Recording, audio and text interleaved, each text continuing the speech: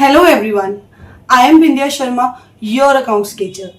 आपका वेलकम है मेरे यूट्यूब चैनल पर। आज मैं आपको क्लास 12th के अकाउंट्स का जो है कोर्स स्टार्ट करवाने वाली हूँ। आपको क्लास 12th की जो अकाउंट्स की बुक मिलेगी वो 3 पार्ट्स में डिवाइड मिलेगी। First one is partnership, second company and the third one is analyse करना है, जिसमें हमने अकाउंट्स को यानी कि analysis of financial analysis, basically analysis of financial statement. देखो, पार्टनरशिप की बुक के अंदर जो 36 मार्क्स की है, आपको पार्टनरशिप की जो फर्म है हमारी, पार्टनरशिप में जो हमने फर्म स्टार्ट की है उसके अकाउंट्स कैसे मेंटेन करने हैं आपको ये सिखाया जाएगा। कंपनी में कंपनी अकाउंट के हम सीखेंगे बनाने, जो हमारा 24 मार्क्स का है। Rest 10 marks are from analysis of financial statement, जिसमें हम फाइनेंशियल स्टेटमेंट्स जो अभी तक हम बनाना सीख कर आए हैं उनको एनालाइज कैसे करना है, मीन्स उसमें से इंपॉर्टेंट इंफॉर्मेशन कैसे निकालनी है वो हम सीखेंगे। अभी मैं आपको पार्टनरशिप बुक स्टार्ट करवाने वाली हूँ, जो डीके गोयल हम फॉलो करेंगे। अकॉर्डिंग टू दैट बुक हमारा जो बेटा फर्स्ट चैप्टर है that is fundamental of partnership. Our chapter 1 is fundamentals of partnership.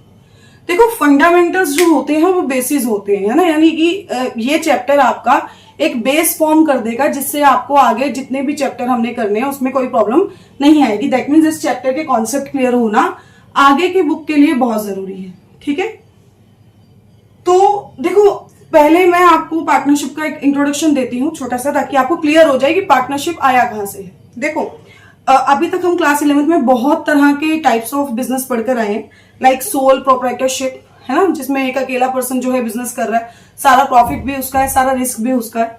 ठीक है, इसके अलावा हम प्राइवेट कंपनीज, पब्लिक कंपनीज, ये सब पढ़कर आए हैं। हिंदू ज्वाइंट फैमिली बिजनेस पढ़कर आए हैं। ठीक है, उसी के साथ हमने क्लास 11th में हमने पार्टनरशिप भी पढ़ा था बेटा।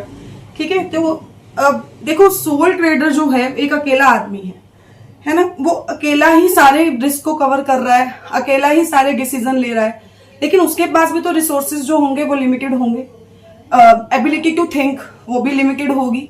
आपने वो कहावत तो सुनी होगी ना कि 1 और 1 11 होते हैं, बेटा वही चीज है यहाँ पर। देखो, अब जो सोल ट्रेडर है वो इतना कुछ अकेला जो है शेयर कर रहा है, अकेला जो है इतना बड़ा रिस्क उठा रहा है। अब वो भी तो इस रिस्क को बांटना चाहता है, उसके पास जो लिमिटेड रिसोर्सेज हैं वो उनको और ज्यादा बढ़ाना चाहता है ना, तो ऐसे में उसकी हेल्प करता है। इन सब का जो प्रॉब्लम का सॉल्यूशन निकल कर आता है वो है partnership. Okay, I hope now the need of partnership is clear to you, कि ये कॉन्सेप्ट की जरूरत हमें पड़ी ही क्यों है। Now comes to the meaning of the partnership, right. तो पार्टनरशिप फॉर्म बेसिकली क्या है? It is a relation between persons who have agreed to share the profits of a business carried on by all or any of them acting for all।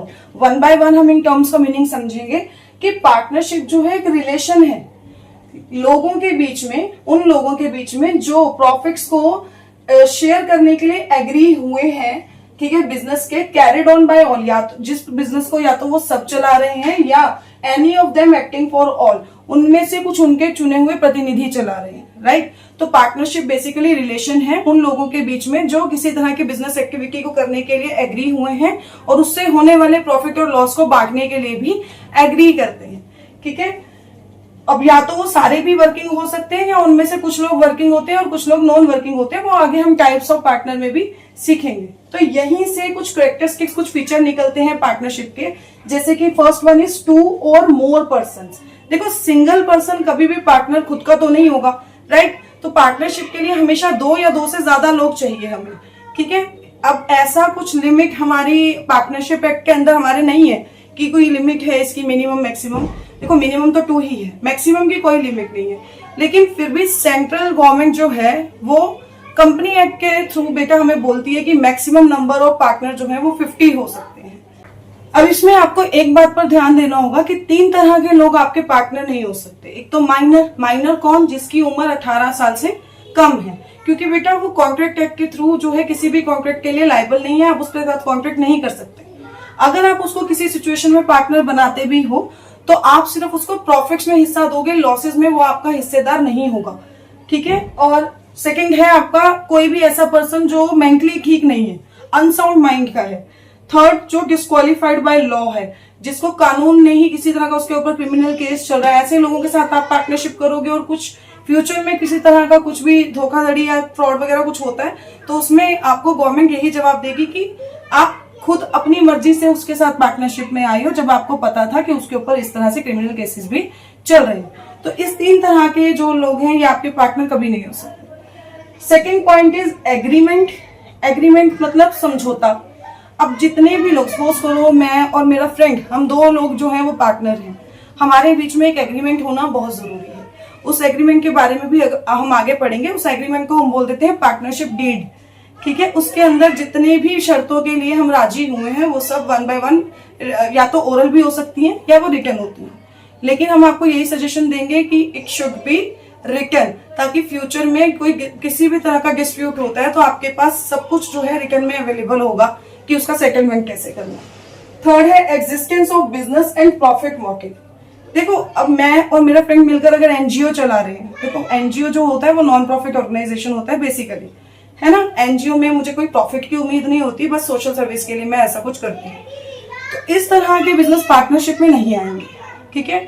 Business वही आएगा partnership के अंदर जो profit motive के साथ किया जाएगा। ठीक है। तो उनके बीच में कोई पार्टनरशिप होना भी बहुत जरूरी है। ठीक है। बिजनेस होना, एग्जिस्टेंस ऑफ बिजनेस होना भी बहुत जरूरी है। बिजनेस एग्जिस्ट करना चाहिए, किसी भी तरह का आप काम कर रहे हो, लेकिन उसका मोटिव क्या होना चाहिए? प्रॉफिट कमाना। नेक्स्ट है शेयरिंग ऑफ प्रॉफिट्स। अब ऐसा भी नहीं हो सकता कि मैं, वैसे तो हम पार्टनर हैं दोनों फ्रेंड्स, लेकिन प्रॉफिट सिर्फ मेरा, ऐसा नहीं होगा। अगर प्रॉफिट हो रहे हैं तो वो भी शेयर किए जाएंगे, लॉसेज हो रहे हैं तो वो भी शेयर किए जाएंगे। या तो किसी पर्टिकुलर रेशो में हम लोग डिवाइड करेंगे या फिर वो इक्वली डिस्ट्रीब्यूट किए जाते हैं। Next point is relationship of principal and agent.